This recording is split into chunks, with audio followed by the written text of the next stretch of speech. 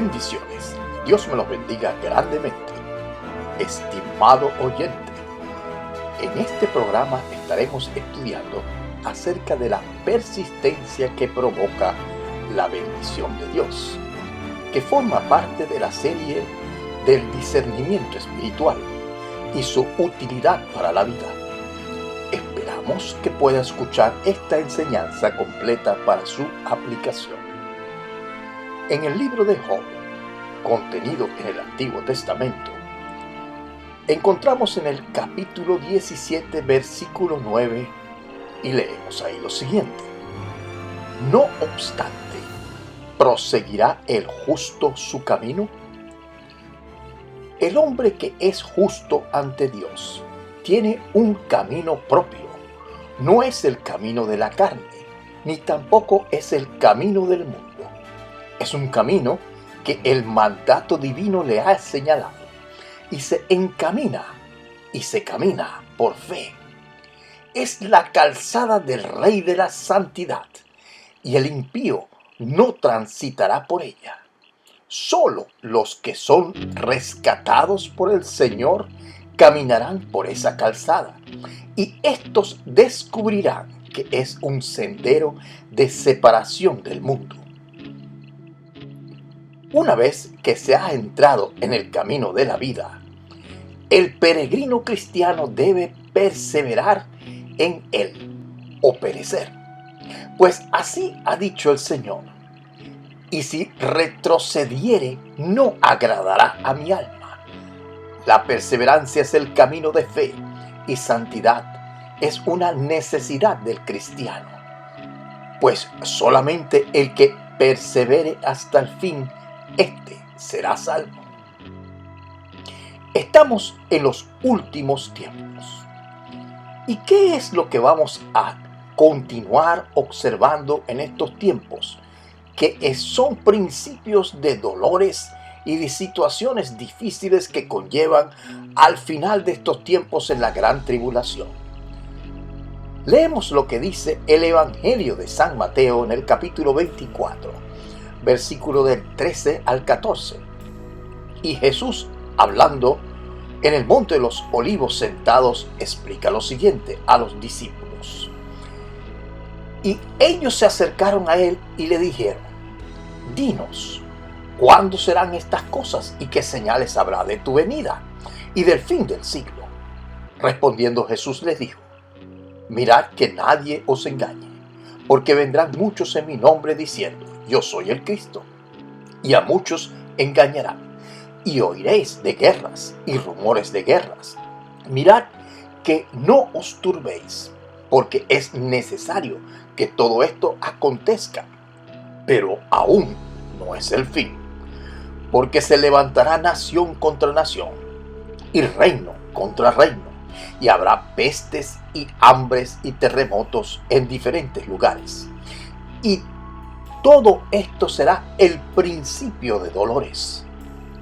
Entonces os entregarán a tribulación y os matarán, y seréis aborrecidos de todas las gentes por causa de mi nombre. Muchos tropezarán entonces, y se entregarán unos a otros, y unos a otros se aborrecerán. Y muchos falsos profetas se levantarán, y engañarán a muchos. Y por haberse multiplicado la maldad, el amor de muchos se enfriará. Mas el que persevere hasta el fin, éste será salvo. Y será predicado este evangelio del reino en todo el mundo, para testimonio de todas las naciones, y entonces vendrá el fin. En 2 de Timoteo, en el capítulo 3, versículo del 1 al 6, también leemos lo siguiente: También debes saber esto, que en los postreros días vendrán tiempos peligrosos, porque habrá hombres amadores de sí mismos, avaros, vanagloriosos, soberbios, blasfemos, desobedientes a los padres, ingratos, impíos, sin afecto natural, implacables, calumniadores, intemperantes, crueles, aborrecedores de lo bueno, traidores, impetuosos, infatuos, amadores de los deleites más que de Dios, que tendrán apariencia de piedad, pero negarán la eficacia de ella. A estos evita. Ahí nos habla de hombres corruptos de entendimiento, reprobados en cuanto a la fe, en tiempos peligrosos. ¿Qué debemos hacer los creyentes? Debemos entender los tiempos y cómo conducirnos. Cumplir con la gran comisión, con poder y autoridad. Ser responsables de creer en lo que cree, por lo cual rendiremos cuenta. Entonces, ¿qué demandan estos tiempos de los creyentes, de nosotros? Y vemos lo que dice el libro de Santiago. En el capítulo 1, versículos 5 al 8.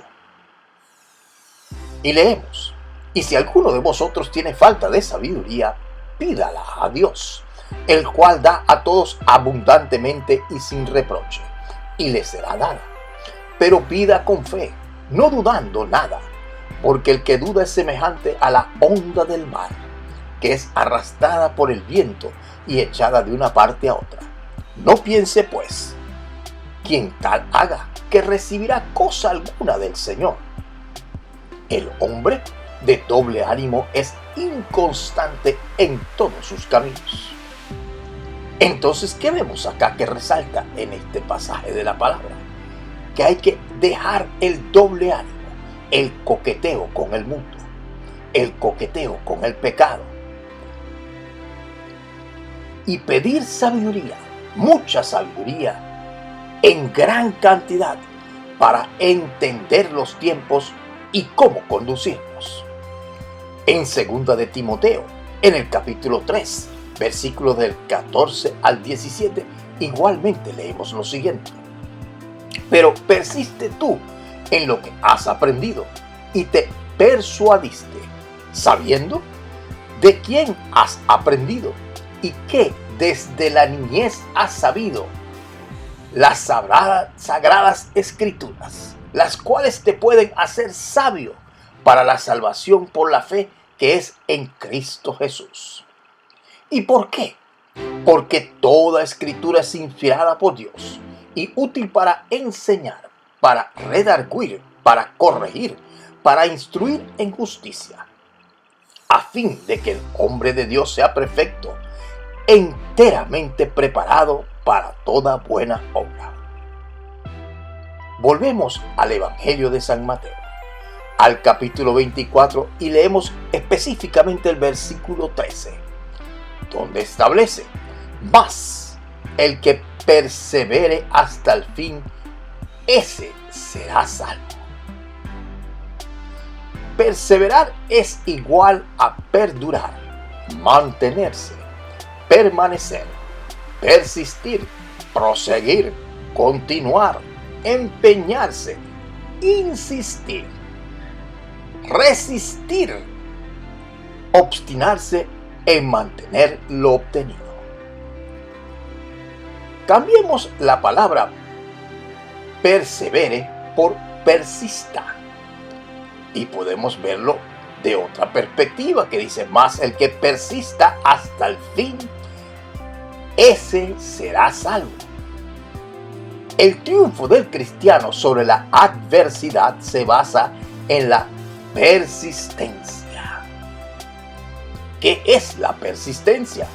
Es la insistencia, resistencia, empeño, persecución que desarrolla el hombre o la mujer de Dios hasta alcanzar una meta bien definida.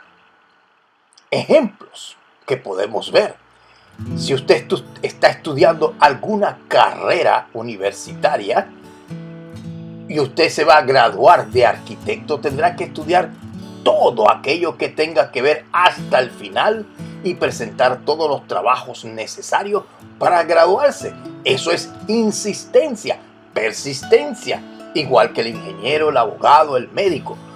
El aprender un oficio como el corte y costura, plomería, mecánica, carpintero, el atletismo, lleva y demanda mucha insistencia. Persistencia. La persistencia es más que la insistencia. La insistencia puede decaer por falta de empuje ante los obstáculos. Existen obstáculos humanos que pertenecen al carácter o ser interior de la persona. Son barreras intelectuales y emocionales, como cuando te pueden decir: tú no naciste para eso, no se puede, es imposible lograrlo, olvídalo, eres muy bruto, tú no puedes.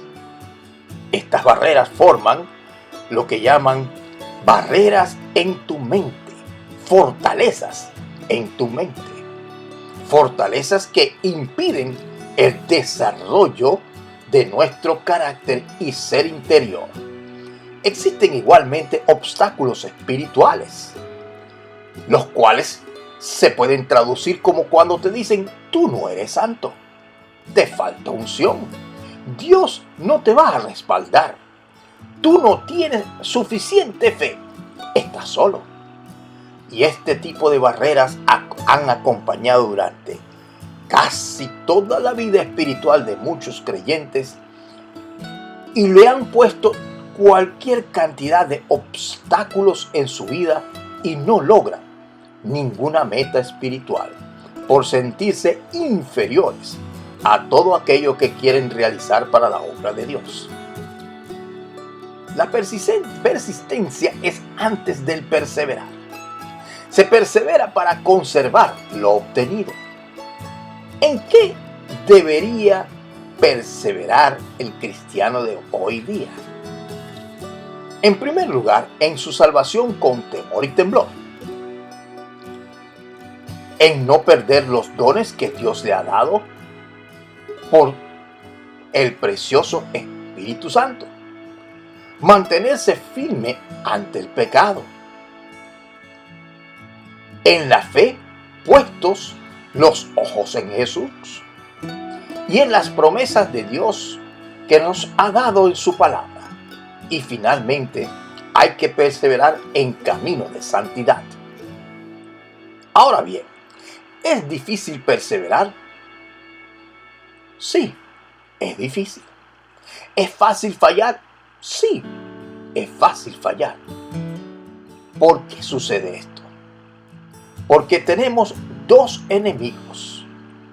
Nuestro primer enemigo es mi propio yo. Soy guiado por mis sentidos, soy almático, persigo todo en los placeres y deleites de la carne. Persigo el afán y tengo ansiedad. Vanidad de la vida, vanidad de los ojos, concupiscencia del alma, el amor al dinero, la mediocridad, entre tantos otros males que acompañan a nuestro yo interior. Nuestro enemigo, el diablo, viene siendo nuestro segundo obstáculo. Y por eso leemos en el libro de Efesios, en el capítulo 6, versículo 12, donde dice: porque no tenemos lucha contra carne y sangre, sino contra principados, contra potestades, contra los gobernadores de las tinieblas de este siglo, contra huestes espirituales de maldad en las regiones celestes. Por tanto, tomad toda la armadura de Dios, para que podáis resistir en el día malo, y habiendo acabado todo, estar firmes. Todo lo puedo en Cristo que me fortalece. Y vemos en el mismo libro de Efesios, en el capítulo 6, el versículo 10, que dice: fortaleceos en el Señor y en el poder de su fuerza que viene del Espíritu Santo. Hay principios para la persistencia. Y el primer principio que tenemos que observar es el principio del yugo del cristiano. Por eso leemos en el Evangelio de San Mateo, en el capítulo 11, versículos 29 y 30, lo que ahí establece. Y dice: llevad mi yugo sobre vosotros y aprended de mí, que soy manso y humilde de corazón, y hallaréis descanso para vuestras almas, porque mi yugo es fácil y ligera mi carga. Jesús nos dice que mi yugo es fácil y ligera mi carga. Muchos cristianos llevamos el yugo del diablo, el pecado oculto que oprime, que nos mantiene esclavos a prisiones ocultistas y relaciones erradas. ¿Cómo podemos perseverar si no hemos persistido? Persistencia es la decisión que desarrolla el hombre hasta alcanzar una meta definida. Ejemplo para entender lo que es persistencia, que es lento pero seguro. La gota de agua que mella la piedra más dura.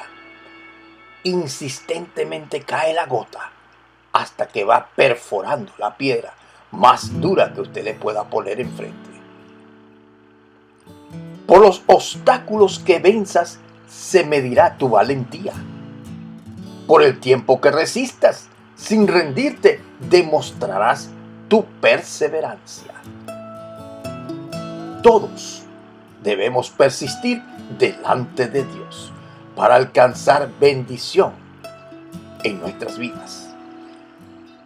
La persistencia también igualmente tiene ciertos principios de vida, como el principio de la importunidad.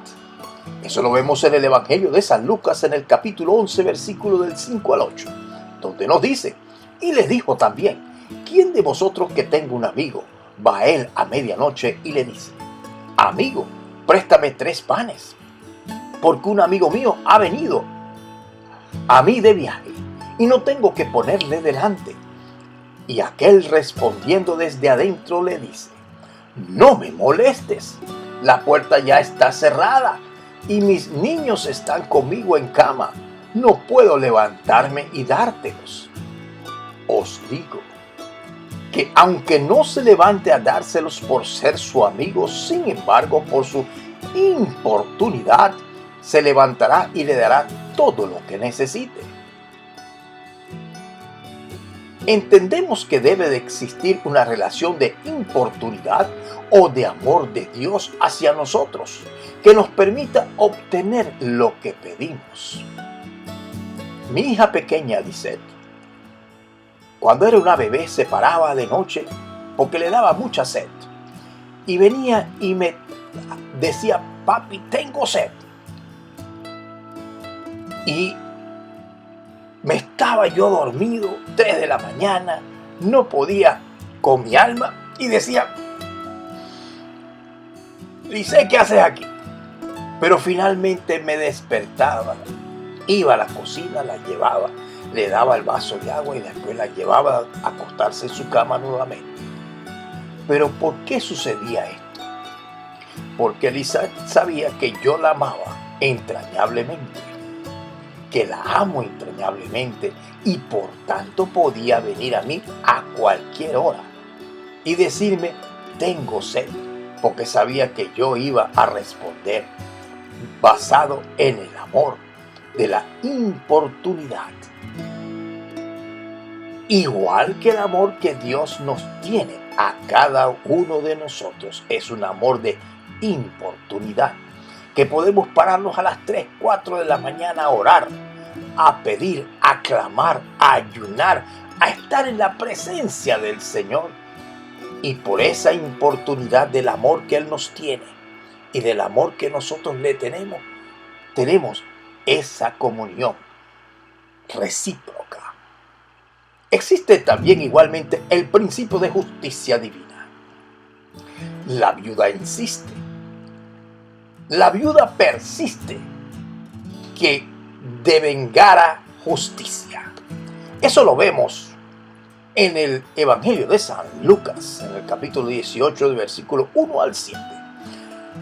Y Jesús hablando, ahí dice que también les refirió Jesús una parábola sobre la necesidad de orar y no desmayar, diciendo: había en una ciudad un juez que ni temía a Dios ni respetaba a hombre.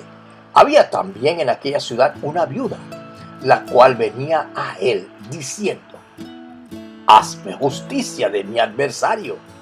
Y él no quiso por algún tiempo, pero después de esto dijo dentro de sí: aunque ni temo a Dios, ni tengo respeto al hombre, sin embargo, porque esta viuda me es molesta, le haré justicia, no sea que viniendo de continuo me agote la paciencia.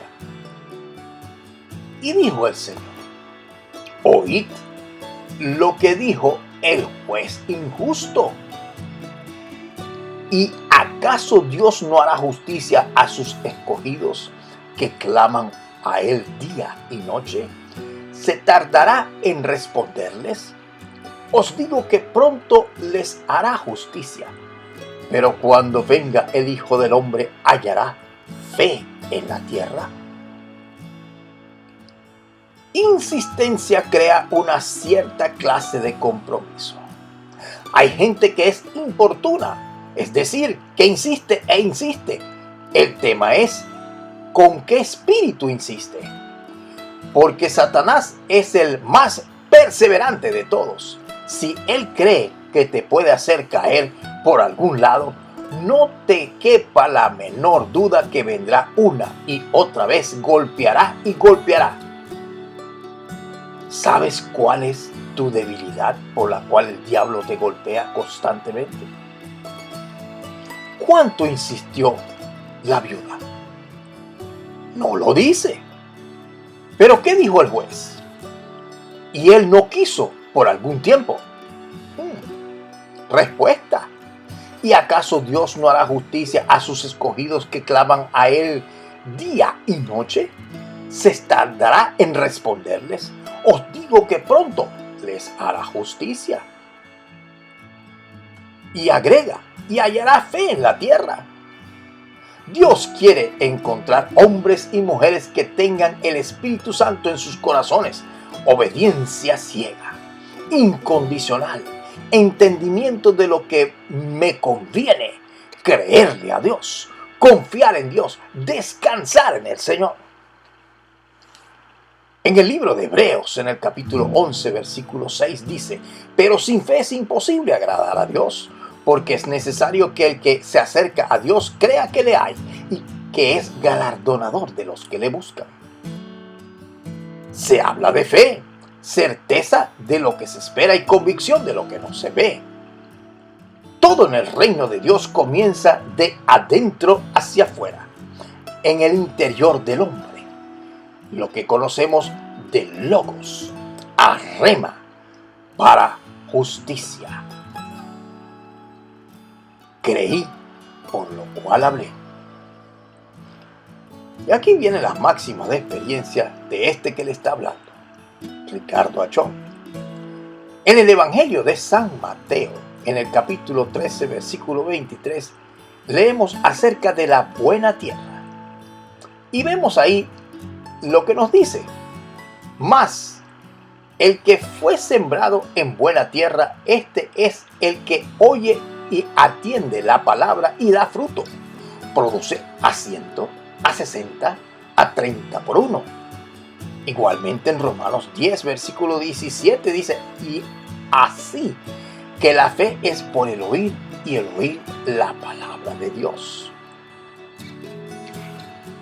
Cuando entendemos que cuando escuchamos la palabra de Dios, esta satura nuestra mente, debe de producir esta palabra fruto en nosotros. Y va a depender de cuánto creamos esa palabra, cuánto ponemos en práctica la palabra de Dios, sin dudar.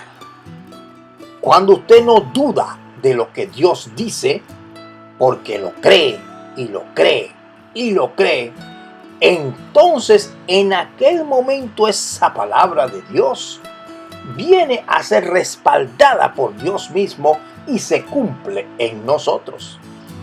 Por eso es que así la fe es por el oír, y el oír, ¿qué cosa? La palabra de Dios. Aumenta la certeza de lo que se espera y la convicción de lo que no se ve. En el Evangelio de San Lucas, en el capítulo 11, versículos del 9 al 11, dice ahí lo siguiente. Y yo os digo, pedid y se os dará, buscad y hallaréis, llamad y se os abrirá, porque todo aquel que pide recibe y el que busca halla, y al que llama se le abrirá. ¿Qué padre de vosotros si su hijo le pide pan le dará una piedra? O si pescado en lugar de pescado le dará una serpiente? O si le pide un huevo le dará un escorpión? Pues si vosotros siendo malos sabéis dar buenas dádivas a vuestros hijos, ¿cuánto más vuestro Padre Celestial dará el Espíritu Santo a los que se lo pidan? Ahí cuando leemos esto dice, pedid y se os dará. No establece cuánto hay que pedir. Pida, persista, insista. Y dice, pedid y se os dará. ¿Cuánto hay que pedir? No lo dice.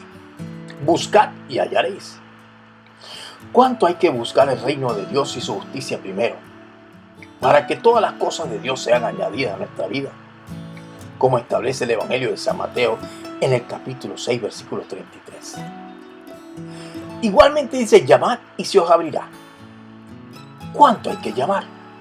Tampoco lo dice. Dice, someteos pues a Dios, resistir al diablo y huirá de vosotros. ¿Cuánto hay que someterse a Dios? Acercaos a Dios y Él se acercará a vosotros. ¿Cuánto hay que acercarse? ¿Cuánto hay que someterse? No lo dice. Orad sin cesar. ¿Cuánta oración se necesita para mover una montaña? Para mover la adversidad que se te ha presentado, para mover toda vicisitud. ¿Cuánta oración? ¿1 hora? ¿2 horas? ¿3 horas? No lo dice. Dice, orad sin cesar.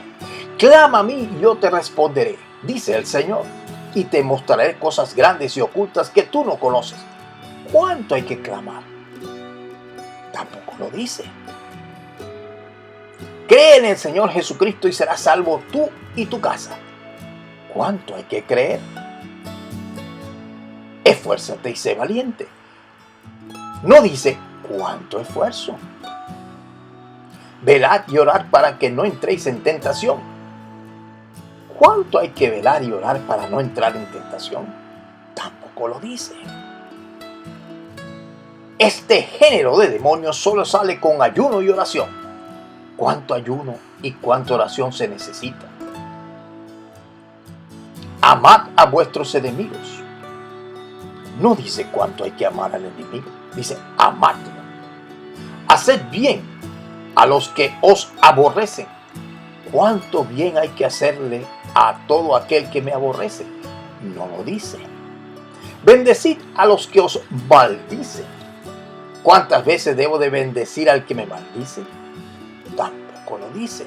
Orad por los que os calumnian.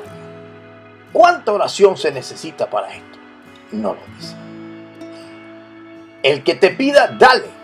¿Cuántas veces hay que darle al que te pida? Tampoco lo dice. Y vemos lo que dice aún dentro de este contexto el Evangelio de San Lucas en el capítulo 1, versículo 27.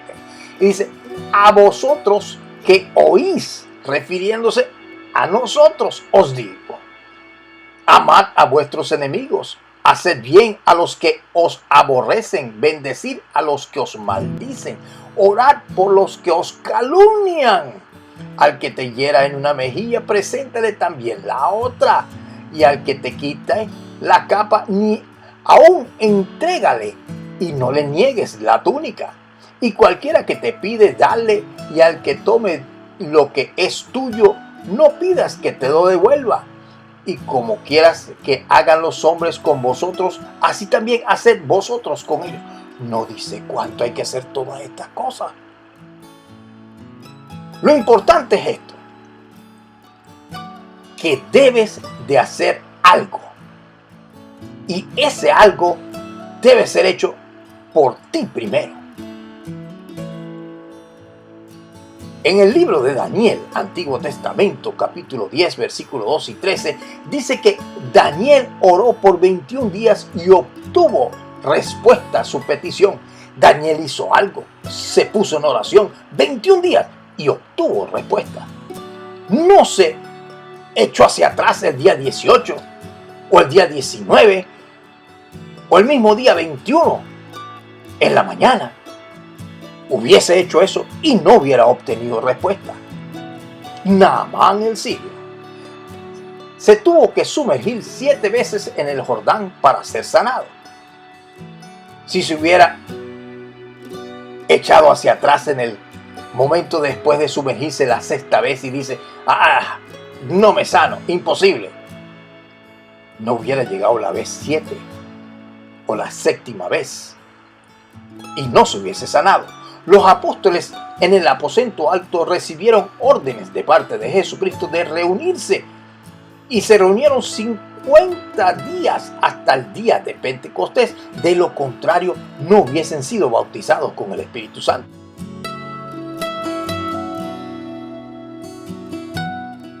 En el libro de Josué, Josué le dio la vuelta a Jericó durante 7 días y el último día 7 vueltas.